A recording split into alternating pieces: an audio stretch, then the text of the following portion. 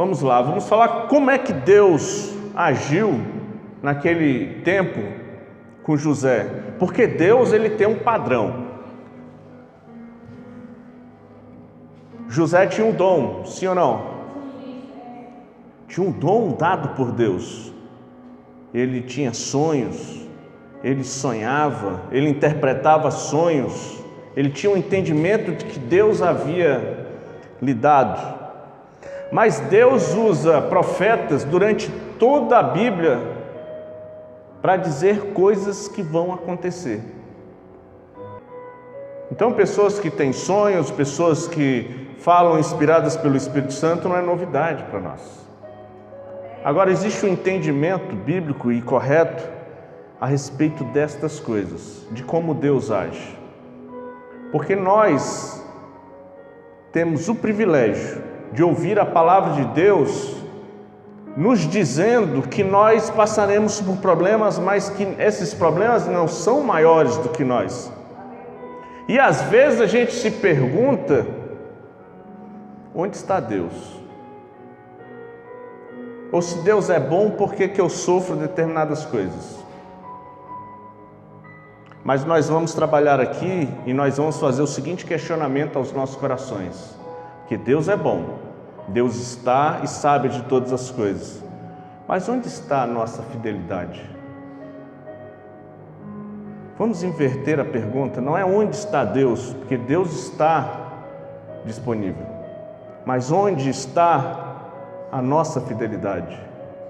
E qual é o tamanho dela e qual é a circunstância no qual nós temos sido fiéis?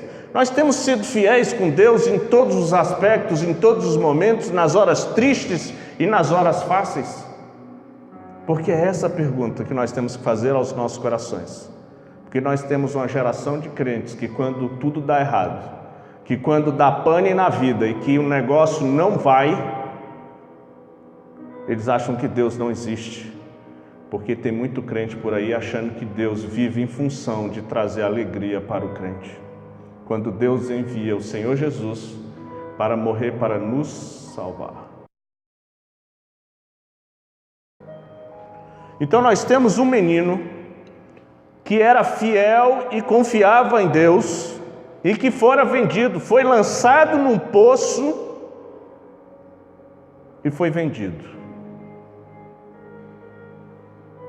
Aí você pergunta, mas ele tinha fé em Deus? Ele tinha confiança no Senhor? Sim, ele tinha confiança no Senhor. E por que essas coisas aconteceram? E aí onde vem o grande mistério da fé, que Deus faz todas as coisas para a glória dele.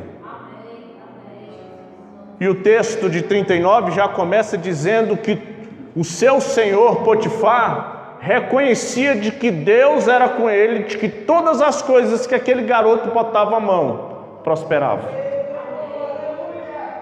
Agora notem que tudo que ele fazia dava certo. Porque José fazia bem, porque José fazia direito.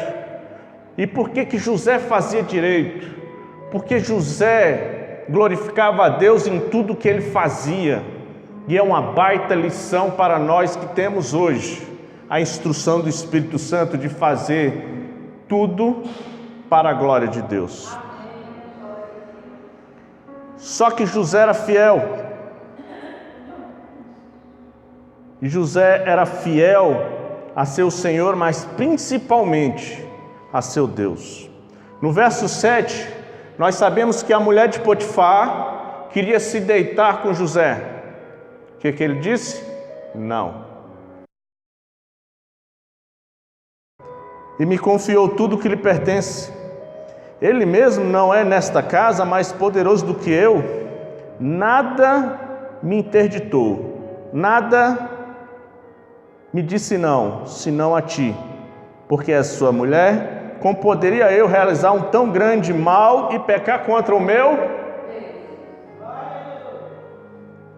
Nós lemos e passamos por cima desse texto. Aquele homem, aquele rapaz, aquele garoto, ele não quis fazer o tamanho mal em consideração ao seu Senhor e para não pecar contra Deus. Olha o tamanho da fidelidade daquele menino. Aquele menino tinha tudo para ser um rapaz revoltado. Revoltado, tristonho, depressivo. Tinha tudo para dar problema. Porque ele vinha de uma família grande, no qual ele auxiliava o pai a olhar os outros irmãos que eram mais velhos do que ele. Mas o pai o amava mais que os seus irmãos. E aí o mal acontece, esse menino é vendido como escravo. Ele podia ter dado trabalho, ter dado dor de cabeça para o seu senhor, mas não, cuidava de tudo de forma zelosa. E reconhecia de que se ele fizesse algum mal ao seu senhor, ele estaria pecando contra Deus.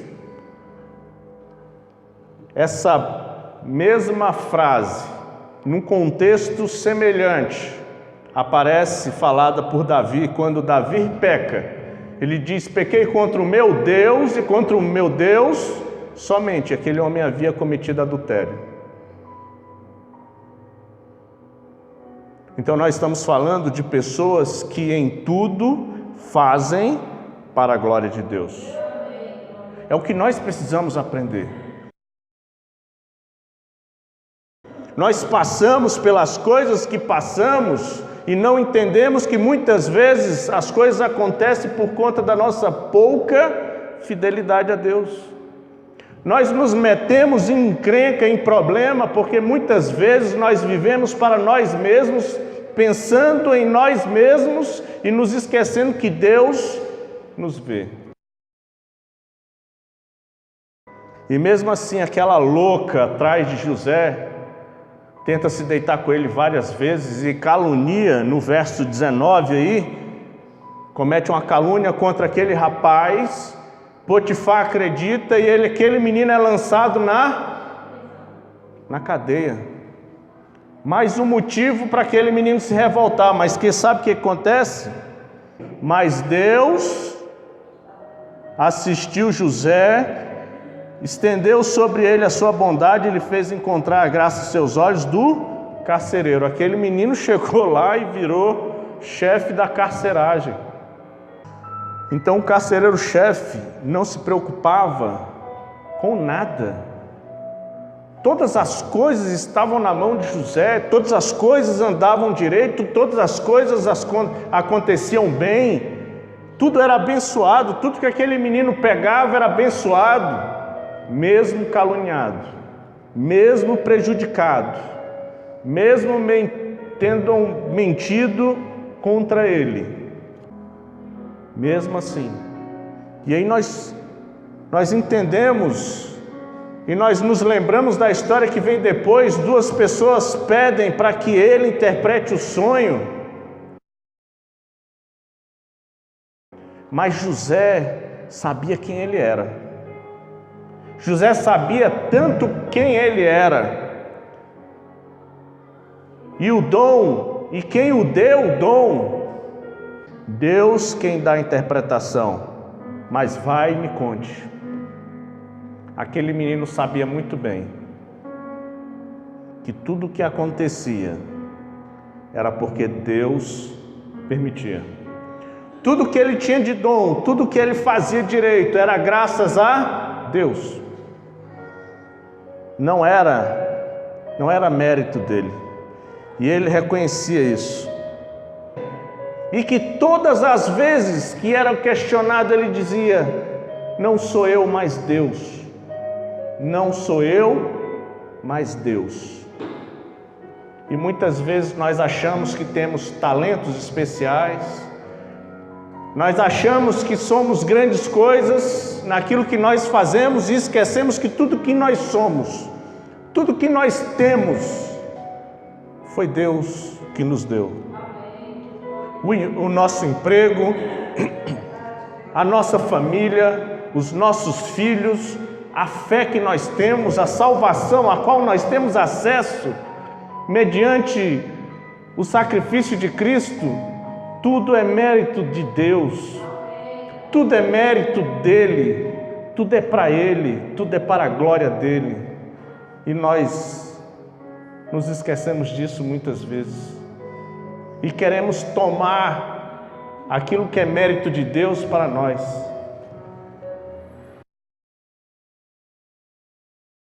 Mas José não.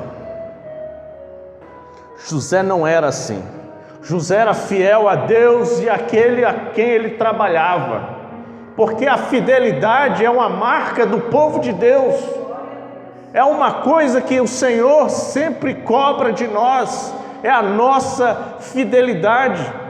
Em determinado momento, em Deuteronômio, Deus fala através de Moisés e diz: eis que suscitarei sobre vós um profeta no meio do povo semelhante a vocês, colocarei as minhas palavras na boca dele e pedirei conta daqueles que não ouvirem. Então tudo que nós somos é porque o Senhor quer que nós sejamos. Faraó tem um sonho, está agoniado, e o funcionário de Faraó se lembra dele: olha, tem um hebreu na cadeia que tem um dom de interpretações. Tem um hebreu lá que tem o dom de Deus para fazer coisas boas. É para isso que nós somos chamados.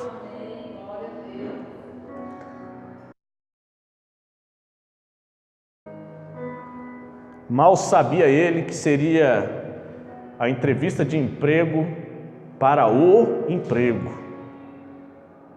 E aqui entra mais uma coisa que nós devemos aprender. Nós temos que aprender a usufruir e aproveitar das oportunidades que Deus põe na nossa frente. Porque Deus move e abre portas para o seu povo entrar por lugares insonháveis. Mas isso depende essencialmente do tamanho da nossa fidelidade, porque o tamanho da nossa fidelidade vai mostrar e vai ser, digamos assim, um meio para conseguir coisas grandes. Porque o Senhor sabe até onde vai, até onde dá para ir, até onde a corda estica e não quebra, para que a gente não se perca em determinados empregos, em determinadas funções, porque Deus não vai deixar que um crente fiel entre no emprego em que ele perca a salvação lá, porque o Senhor nos conhece. Aí no final do verso 15, mas ouvi dizer de ti, que quando ouves um sonho, podes interpretá-lo. José respondeu ao faraó: quem sou eu? É Deus quem dará ao faraó uma resposta favorável. Entendeu? Que ele reconhecia quem ele era e de quem era o dom que estava com ele. Ali estava dado a fórmula de como resolver o problema. É isso que muitas vezes nos falta. Nós estamos diante de um problema, nós estamos diante de uma luta e nós não paramos, muitas vezes, para planejar como é que vai ser, planejar como vai se resolver, planejar os passos seguintes, ou planejar nossa vida, ou como vai resolver o problema. Nós não paramos para fazer isso. Mas José, já instruído, já sabendo como funcionava, porque eu não vejo outra forma daquele rapaz se lembrar de como se resolvia as coisas em casa. Porque o que ele diz? Olha o planejamento, vamos começar a economizar uma parte, 1/5, 20% de tudo que for produzido, nós vamos guardar para os anos de fome. E o senhor faraó, o senhor arrume um funcionário, eu até imagino ele fazendo, o senhor arrume um funcionário e coloque debaixo desse homem pessoas, administradores, para administrar essa colheita.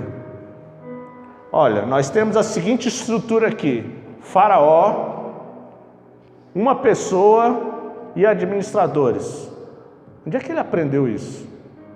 Em casa? Deus, Jacó e os seus filhos? Onde é que nós veríamos essa estrutura novamente? Deus, Moisés e as 12 tribos? Não, mas não para por aí. Nós temos um padrão: Deus, Jesus e os 12 apóstolos. É engano meu, eu estou vendo coisa, nós temos um padrão. Nós temos um padrão, porque Deus age sempre da mesma forma. Deus não é aquele que diz hoje eu vou fazer assim, diferente. Não, Deus age sempre Deus é previsível. Deus, a bondade de Deus é para sempre. A misericórdia de Deus, ela é para sempre. A salvação que vem de Deus, ela é para sempre. Não vai ter um dia que Deus vai acordar assim mal-humorado e falou: não, esse povo que estava salvo vai tudo ser cortado. Não. O seu nome foi para o livro da vida, ele não será arriscado, porque Deus não se engana. E Deus não é movido por emoções. Os planos de Deus não falham. A vontade de Deus não falha. Entendam que não há nada que Deus não possa fazer. E aquilo que Ele faz é para sempre, é duradouro. Não tem um dia que Deus acorda com o pé esquerdo, mal-humorado, e diz: agora não é mais assim. Porque a sua salvação é para sempre. Aquilo que Ele quer fazer na sua vida é duradouro. Mas aí vem aquela questão: qual é o tamanho da nossa fidelidade para com Deus? Porque aquilo que nós vamos receber, aquilo que nós teremos, é grande do tamanho da nossa fidelidade. Um pouquinho a mais, porque Deus é misericordioso, sabe quem nós somos e nos conhece.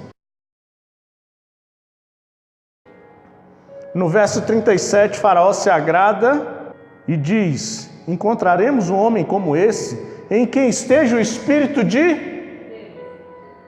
Até o Faraó enxerga isso, que o povo de Deus é diferente. O nosso dever é andar e fazer as coisas para que as pessoas enxerguem Deus em nós, e não fazer de qualquer jeito como muitos crentes têm feito, achado que não, vai cair tudo do céu. Filho, não vai cair do céu, você vai ter que empregar esforço. Deus não criou um plano de salvação para agradar ninguém, criou um plano de salvação para salvar você. O resto tudo é lucro, o resto tudo é bênção, é maravilha, é a glória de Deus nas nossas vidas, e que mesmo nós não merecendo, esse Deus age em favor de nós.